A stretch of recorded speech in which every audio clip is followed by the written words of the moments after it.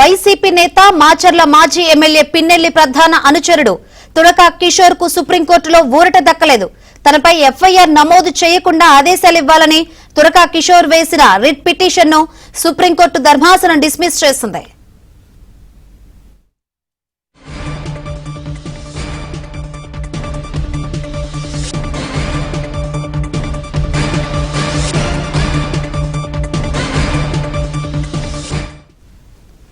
Right Pinnelli ప్రధాన అనుచరుడు తురక కిషోర్ వేసిన రిట్ పిటిషన్ ను సుప్రీంకోర్టు ధర్మాసనం డిస్మిస్ చేసింది. ఇదే అంశం సంబంధించి మరిన్ని వివరాలు అందించేందుకు మా ఢిల్లీ బ్యూరో చీఫ్ కృష్ణ సిద్ధంగా ఉన్నారు.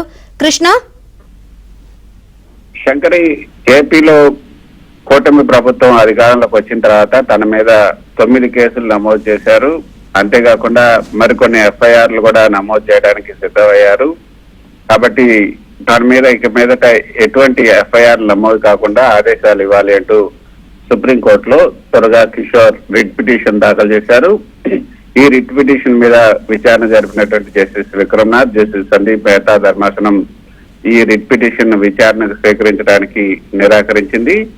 ఇతను మాచర్ల మాజీ ఎమ్మెల్యే పిన్నెల్లి రామకృష్ణారెడ్డి ప్రధాన అనుచరుడు, అదేవిధంగా మాచర్ల మున్సిపల్ మాజీ చైర్మన్ గా కూడా పనిచేశారు. సో గతంలో మనం చూసాం, తెలుగుదేశం సంబంధించిన నేతలు మాచర్లకు వెళ్ళినప్పుడు వారి కారు మీద దాడి చేసి పెద్ద కర్రతో దాడి చేసినటువంటి వ్యక్తి. అంతేకాకుండా పలు కేసుల్లో ఆయన పలు అంశాలపైన పలు కేసులకు సంబంధించి ఆయన పైన కేసులు కూడా నమోదయ్యాయి.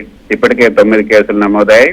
అయితే ఇక మీదట ఇంకా ఎక్కువ కేసులు నమోదు చేయడానికి కూటమి ప్రభుత్వం కుట్ర చేస్తుంది, అధికార దుర్వినియోగానికి పాల్పడుతుందంటూ ఇక మీదట ఎటువంటి కేసులు నమోదు చేయకుండా కూటమి ప్రభుత్వానికి ఆదేశాలు జారీ చేయాలంటూ నేరుగా ఇక్కడ సుప్రీంకోర్టులో రిట్ పిటిషన్ దాఖలు చేశారు. ఆ రిట్ పిటిషన్ ను విచారణకి స్వీకరించడానికి ధర్మాసనం నిరాకరించింది. ఏవైనా ఆధారాలుంటే లేదంటే కేసులో విషయం ఉంటే తప్పకుండా కేసు నమోదు చేసే అధికారం అక్కడ పోలీసులకు ఉంది.